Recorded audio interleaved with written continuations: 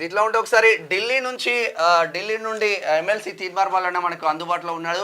అసలు జవహర్ లాల్ నెహ్రూ యూనివర్సిటీలో ఏం జరుగుతా ఉంది, అక్కడ రాత్రి స్టూడెంట్స్ యూనియన్లతో ఓబీసీలకు సంబంధించింది, అక్కడ నుంచి ఒకసారి చూసే ప్రయత్నం చేద్దాం.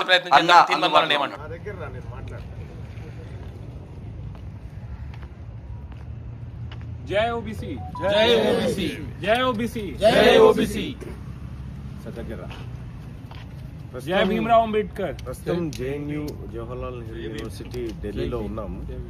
జవహర్లాల్ నెహ్రూ యూనివర్సిటీలో ఓబీసీ, ఎస్సీ, ఎస్టీ స్టూడెంట్స్ కి ఎదురవుతున్నటువంటి అనేక సమస్యలను విద్యార్థి సోదరులతో తెలుసుకోవడం జరిగింది. సో అత్యంత ఘోరంగా పాశవికంగా భారతీయ జనతా పార్టీ ప్రభుత్వం జేఎన్యూని క్యాప్చర్ చేసేటువంటి విధానం ఎట్లయితే జరుగుతూ ఉందో దాన్నంతా తెలుసుకోవడం జరిగింది. సో దేశవ్యాప్తంగా కులగణన జరిగితే తప్ప యూనివర్సిటీల బతుకు కూడా మారది, యూనివర్సిటీలో ఉన్నటువంటి పేదవాళ్ళ బతుకు కూడా మారే పరిస్థితి కనిపించడం లేదు. సో చాలాసేపటి నుంచి జేఎన్యూలో ఉన్నటువంటి మన తెలుగు వాళ్ళు, మన తమిళ సోదరులు, మన పక్క రాష్ట్రాలకు సంబంధించినటువంటి ఓబీసీ మిత్రులు, అలాగే చాలామంది పుష్పరాజ్ యాదవ్తో పాటు చాలామంది బీహార్ నుంచి, అటు వాళ్ళు తమిళనాడు నుంచి, తర్వాత ఇక్కడ ఏపీ నుంచి, తెలంగాణ నుంచి కూడా మన వాళ్ళు చాలా మంది ఉన్నారు.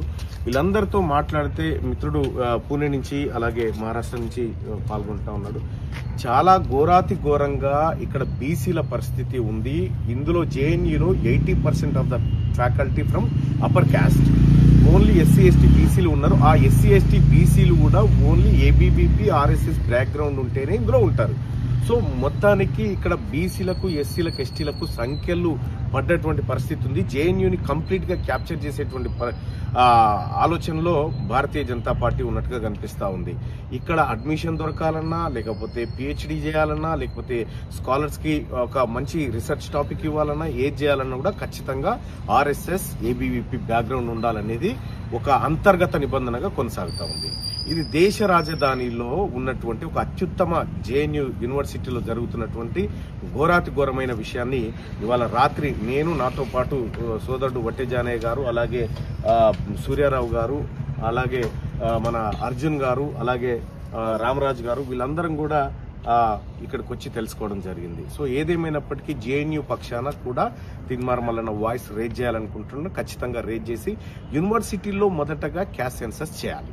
యూనివర్సిటీలో జరుగుతున్నటువంటి ఘోరమైనటువంటి అన్యాయమైనటువంటి పరిపాలన విధానం యూనివర్సిటీ పాలక మండలి చేస్తా ఉన్నాయి. వాటికి బయటికి రావాలంటే యూనివర్సిటీలో క్యాస్ట్ సెన్సస్ చేయాలనేటువంటి నినాదాన్ని జేఎన్యూ నుంచి ప్రారంభిస్తా ఉన్నాం.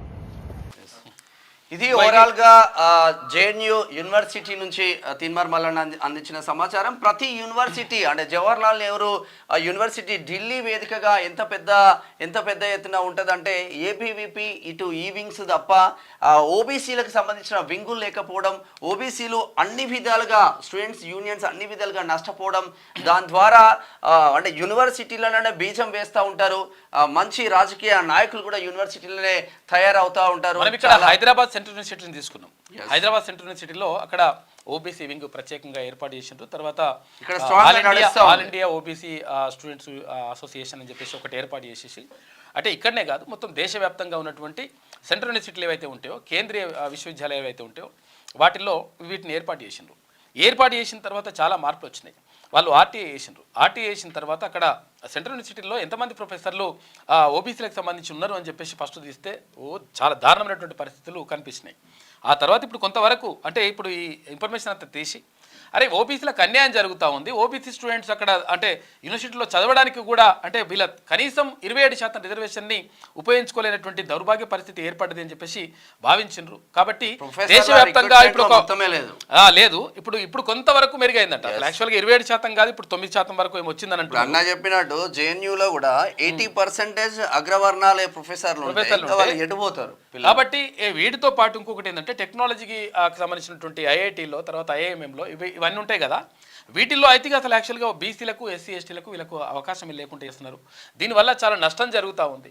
కాబట్టి వాళ్ళకు అంటే అత్యంత చైతన్యమైనటువంటి విద్యార్థులు అక్కడ జేఎన్యూలో ఉంటారు. తర్వాత మన ఉస్మానియా యూనివర్సిటీ కూడా తక్కువేం కాదు. ఎందుకంటే ప్రపంచంలో ఏ ఉద్యమం జరిగినా కానీ ఉస్మానియా నుంచి ఒక అంటే ఒక వాయిస్ వచ్చేస్తుంది ఆటోమేటిక్గా. ఎక్కడ ఏ దేశానికి ఎక్కడ అన్యాయం జరిగినా కానీ ఇక్కడ నుంచి వాయిస్ వస్తుంది. అట్లా విశ్వవిద్యాలయాలు అంటే ప్రపంచవ్యాప్తంగా ఉన్నటువంటి ఆ పరిస్థితులన్నింటినీ కూడా చూసేటువంటి ఒక గొప్ప అంటే విద్యాలయాలవి. అయితే అక్కడ రీసెర్చ్లు జరుగుతూ ఉంటాయి, అన్ని రీసెర్చ్లు జరుగుతూ ఉన్నాయి, అవన్నీ కూడా మంచిగానే ఉన్నాయి. కానీ విషయం ఏంటంటే ఇక్కడ జరుగుతున్నటువంటి సామాజికమైనటువంటి అసమతుల్యతలు ఏవైతే ఉంటాయో, అసమానతలు ఏవైతే ఉంటాయో, ఓబీసీలకు జరుగుతున్నటువంటి అన్యాయం పైన ఇప్పుడు మొత్తం కూడా విద్యార్థి నాయకులందరూ కూడా ముందుకు వస్తూ ఉన్నారు. కాబట్టి ఇది ఒక మంచి పరిణామంగా మనం చెప్పుకోవచ్చు. ఎందుకంటే ఇది రావాలి. అయితే ఇక్కడ వివిధ రాష్ట్రాలకు సంబంధించినటువంటి విద్యార్థి నాయకులతో అక్కడ మాట్లాడిండు తీన్మార్ మల్లన్న. మాట్లాడి అక్కడ ఓబీసీలకు జరుగుతున్నటువంటి అన్యాయానికి సంబంధించి ఎవరెవరు ఏమనుకుంటారు ఏం కథ అనే దానిపైన ఆరాధీసిండు. అంటే ఇది ఒక శుభ పరిణామంగా మనం చెప్పుకోవచ్చు. దేశవ్యాప్తంగా ఇది జరగాల్సిన అవసరం ఉన్నది. ఆ తర్వాత అసలు ముఖ్యంగా తెలంగాణ రాష్ట్రంలో అంటే ఎట్లా జరుగుతూ ఉంది, నిజంగా ఒకవేళ ప్రభుత్వం తీసుకున్నటువంటి నిర్ణయం మాత్రం శుభ పరిణామంగా మనం చెప్పుకోవచ్చు. ఇక్కడ కులగణనకు సంబంధించి 100% ముందుకెళ్తాం. బీసీలకు ఒకవేళ అన్యాయం జరిగింది కాబట్టి వాళ్లకు జనాభా దామాషా ప్రకారం వాళ్ళ కేటాయింపులు అనేటువంటి జరుపుతామని చెప్పేసి ముఖ్యమంత్రి చెప్పడం మంచి పరిణామంగా చెప్పుకోవచ్చు. క్యూ న్యూస్ లో పనిచేయటకు అనుభవం గల కెమెరామ్యాన్లు కావాలను సంప్రదించవలసిన నెంబర్లు 8688926084. qnews@gmail.com ను సంప్రదించండి. లైక్ చేయండి.